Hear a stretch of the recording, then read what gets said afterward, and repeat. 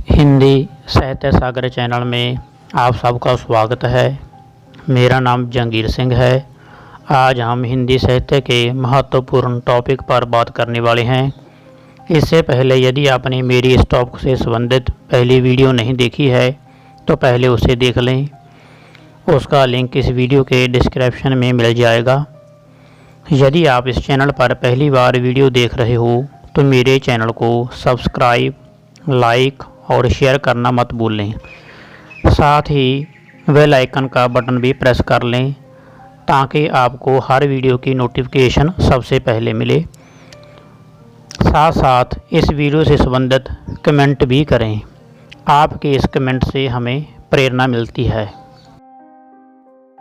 बेटा मैं आपको कराने वाला हूँ आज चंद्रधर शर्मा गुलेरी, उनके जीवन परिचय के बारे में।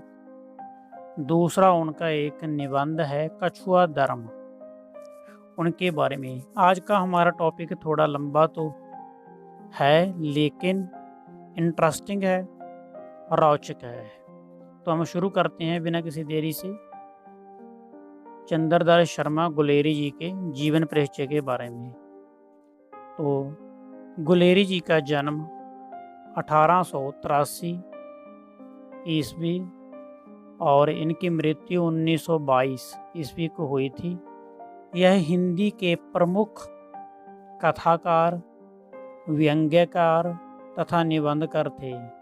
कथाकार का अर्थ होता है कहानी लिखने वाले, व्यंग्यकार का अर्थ है व्यंग्य रचनाएं लिखने वाले, निबंधकार का अर्थ होता है निबंध जहाँ लेख लिखने वाले। तो ये तीनों इनमें गुण थे। कथाकार भी थे, व्यंग्यकार भी थे और निबंधकार भी थे। तो आगे चलते हैं इनके जीवन के बारे में। यह मूलतः हिमाचल प्रदेश के गुलेर गांव के वासी थे, इसीलिए इनके नाम पर गुलेरी शब्द पड़ा। इनके नाम के पीछे गुलेरी शब्द लगा। यह हिमाचल प्रदेश के गुलेर गांव के वासी थे। इन्हें घर में ही वेद, पुराण, संस्कृत भाषा और पूजा पाठ, संध्या बंदन तथा धार्मिक कर्मकांड का वातावरण मिल गया था और वह मेधावी थे। सभी संस्कारों और विद्याओं को इन्होंने आत्मसात किया, अर्थात सब कुछ सीख लिया। आगे चलकर इन्होंने अंग्रेजी शिक्षा भी प्राप्त की और प्रथम श्रेणी में उत्तीर्ण होते रहे। उत्तीर्ण होता है पास होते रहे, पहली श्रेणी में, प्रथम श्रेणी में। कलकत्ता विश्वविद्यालय से एमए प्रथम श्रेणी में, द्वितीय और प्रयाग विश्वविद्यालय से बीए प्रथम श्रेणी में करने के बाद वे आगे की पढ़ाई जारी ना रख सके।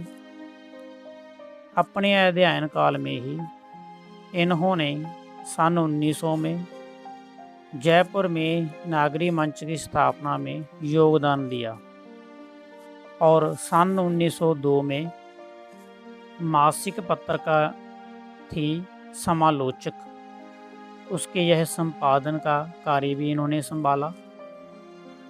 और सन 1916 में इन्होंने मेयो कॉलेज, जो कॉलेज का नाम है, मेयो कॉलेज में संस्कृत विभाग के अध्यक्ष पद पर भी रहे। सन 1920 में पंडित मदन मोहन मालवीय के आग्रह के कारण उन्होंने बनारस आकर काशी हिंदू विश्वविद्यालय, जो हमारे हिंदी की प्रमुख विश्वविद्यालय है, काशी हिंदू विश्वविद्यालय विभाग के प्राचार्य होते प्रधान का कार्यभार भी इन्होंने संभाला। आगे है इनकी रचनाओं के बारे में।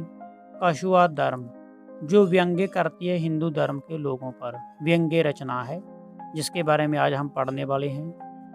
दूसरी है इनकी मारेस मोह कठाओं, यह गुलेरी जी का लेख है। तीसरी कहानी है जिसका नाम है उसने कहा था, उसने कहा था। आगे एक कहानी और है हीरे का हीरा, जो कि उसने कहा था का ही अगला भाग है। उसने कहा था का भी अगला भाग है। लास्ट में है इनकी मृत्यु के बारे में। इस बीच परिवार में अनेक दुखद घटनाओं के आघात भी उन्हें झेलने पड़े। सन 1922 में 12 सितंबर को पीलिए के बाद तेज जबर होने के कारण, जबर बुखार होने के कारण मात्र 39 वर्ष की आलपायु में ही इनका देहावसान हो गया, मृत्यु हो गई। आगे हम करेंगे कछुआ धर्म निबंध का सार या उद्देश्य। पहला है भूमिका। कछुआ धर्म गुलेरी जी का एक पंडितपूर्ण व्यंग्यात्मक निबंध है। प्रस्तुत निबंध में उनका मुख्य उद्देश्य हिंदुओं की पलायनवादी का अर्थ होता है भागने की प्रवृत्ति पर व्यंग्य करता है। इसी वृत्ति को उन्होंने कछुआ धर्म का नाम दिया है। देख लो बेटा, सबसे पहले मैंने आपको बताया भी था कि कछुआ धर्म, जैसे कि जो भी कंसेप्ट आपने करना हो तो उसके बारे में पहले आपको अर्थ उनके क्लियर होने चाहिए, स्पष्ट होने चाहिए कि इनके अर्थ है क्या। कछुआ धर्म का अर्थ है कि पलायनवादी, अर्थात कछुआ के ऊपर जो एक झोंपड़ी से होती है, यदि कोई उस पर वार करता है तो वह उसके अंदर चला जाता है, छिप जाता है, अपने आप को बचाने की कोशिश करता है। तो उसी की बात, उसी की उदाहरण लेकर ही इन्होंने यह लेख लिखा और अपने जो विचार थे वो रखे हैं। दूसरा पॉइंट है ऐतिहासिक प्रसंगों का सहारा लेना। लेखक ने अपने उद्देश्य की पूर्ति के लिए हिंदुओं के धार्मिक एवं ऐतिहासिक प्रसंगों का सहारा लिया है। सर्वप्रथम उन्होंने मनुस्मृति का उदाहरण लिया है। मनुस्मृति में कहा गया है कि जहाँ गुरु की निंदा होती है, जहाँ असत्य कथा हो रही हो, वहाँ पर जो भले आदमी होते हैं, अच्छे आदमी होते हैं, उन्हें अपने कान बंद कर लेने चाहिए और उठकर वहाँ से चला जाना चाहिए। यह मनुस्मृति में लिखा गया है, ऐसा लेखक का कहना है। दूसरा है खुद लेखक का मत। लेखक के अनुसार जो अन्य देशों के 100 में से 90 आदमी ऐसे अवसर पहले झगड़ा करेंगे, पर मनु ने यह नहीं बताया कि जूता लेकर या मुक्का तान कर खड़े हो जाओ और निंदा करने वालों का जबड़ा तोड़ दो, अर्थात जबाड़ा तोड़ दो। वह दोबारा गुरु की निंदा करने की हिम्मत ही नहीं करेगा। ये लेखक का खुद का मत है कि ऐसा ही क्यों है कि जो आपके गुरु की निंदा करता है, आप अपने कान ही क्यों बंद करें, आप उठकर ही क्यों जाएं। तो ऐसा मनुस्मृति में क्यों नहीं लिखा कि जो आपके गुरु की निंदा करता है उसे मुक्के से पीटें, जहाँ उसका जबड़ा तोड़ दें, जबाड़ा तोड़ दें, और दोबारा वह गुरु की निंदा करने की हिम्मत ही ना कर सके। किंतु हिंदुओं का आदर्श धर्म इसकी आज्ञा नहीं देता। वह तो कछुए की तरह ढाल में मूछ पाने में विश्वास रखता है। जैसे कि बेटा कोई युद्ध चलता है, एक कृपान होती है, एक ढाल होती है। ढाल का अर्थ क्या होता है कि दूसरे के बार को बचाने के लिए ढाल का प्रयोग किया जाता है। तो उसी प्रकार कछुआ भी अपने आप को बचाने के लिए, वो जो मैंने आपको बताया कि झोंपड़ा सा होता है उसके सिर के ऊपर, जिसे वह ढाल बोलते हैं लेखक जी, तो ढाल में अपना सिर छिपा लेता है और बच जाता है। लेकिन ऐसा ही क्यों है, ये लेखक का मत है, मानना है कि ऐसा ही क्यों होता है, कछुए की तरह ढाल में मुंह क्यों छिपाया जाता है। तो इसलिए इन्होंने लेखक जो अपने निबंध हैं, लेख हैं, उनका नाम भी रखा है कछुआ धर्म। ये कछुए के जैसा धर्म है। चौथा पॉइंट है महात्मा बुद्ध का उदाहरण। लेखक ने महाकवि अश्व घोष द्वारा महात्मा बुद्ध के साथ चलने वाले साधु पुरुषों को दी गई उपमा का भी उल्लेख किया है।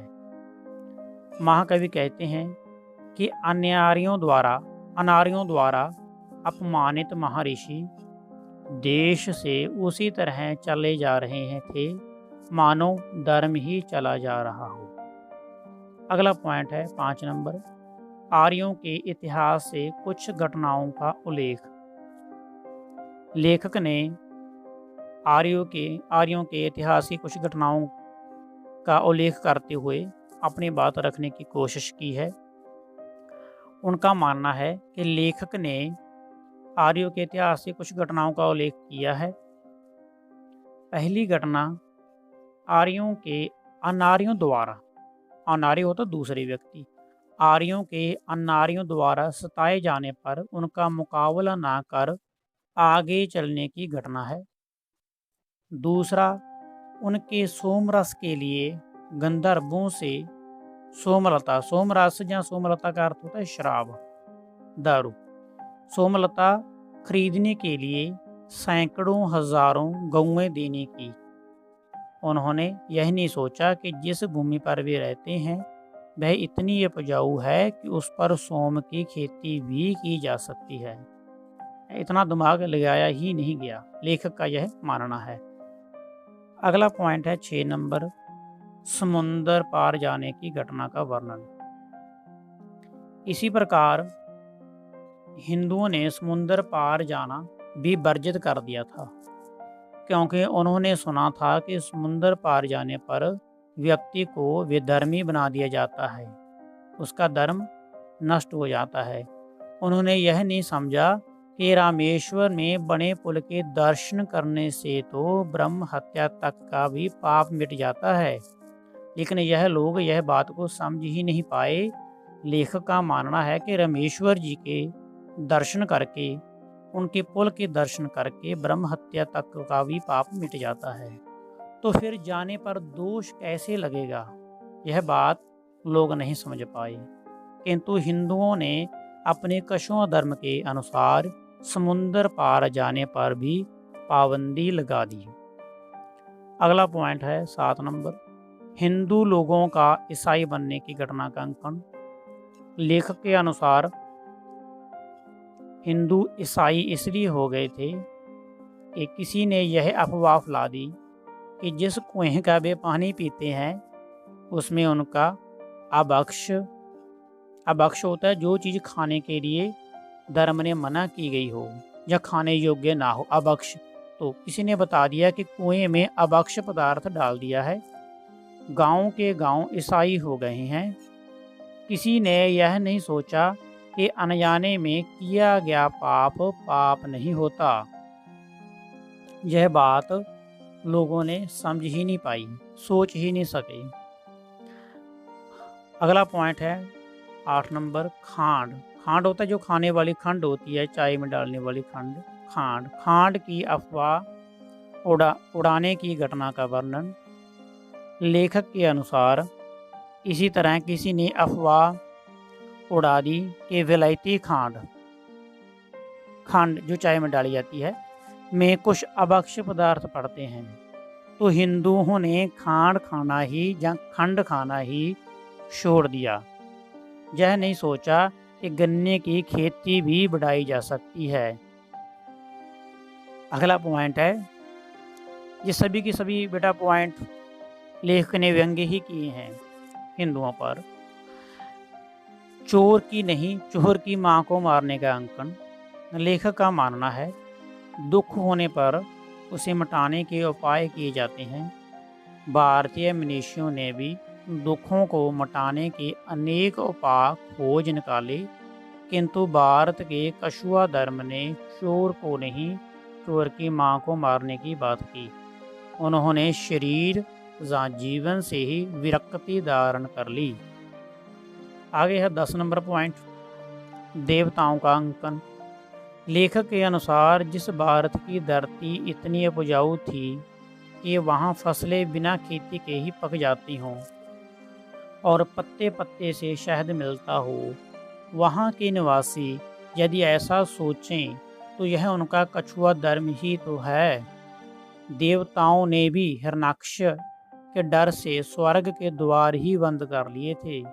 जैसे शुतुरमुर्ग अपना पीछा करने वाले से बचने के लिए रेत में अपना सिर छुपा लेता है, लेकिन वह बच नहीं पाता। आगे है लेखक का उद्देश्य कि लेखक कहना क्या चाहता है। निबंध में लेखक गुलेरी जी का उद्देश्य यहाँ हिंदू जाति की पलायनवादिता अर्थात भागने की नीति पर व्यंग्य कर रहा है।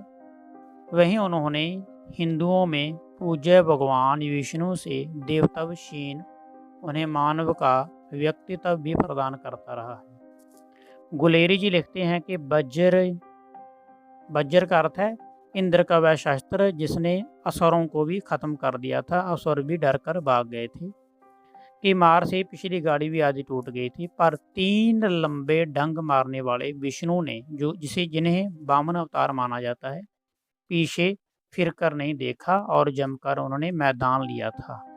तो सारांश हम कह सकते हैं कि इस प्रकार हम देखते हैं कि लेखक ने भगवान विष्णु पर भी गहरा और व्यापक व्यंग्य किया है, लेकिन उनका मुख्य उद्देश्य हिंदुओं की पलायनवादी प्रवृत्ति पर ही व्यंग्य करना रहा है, जिसमें लेखक सफल भी हुआ है। तो यह तो था बेटा आज का हमारा टॉपिक, चंद्रधर शर्मा गुलेरी जी और उनका प्रमुख निबंध कछुआ धर्म। उम्मीद है कि आपको समझ में आया होगा। तो इतना संयम रखने से सुनने के लिए आपका बहुत बहुत आभार, धन्यवाद।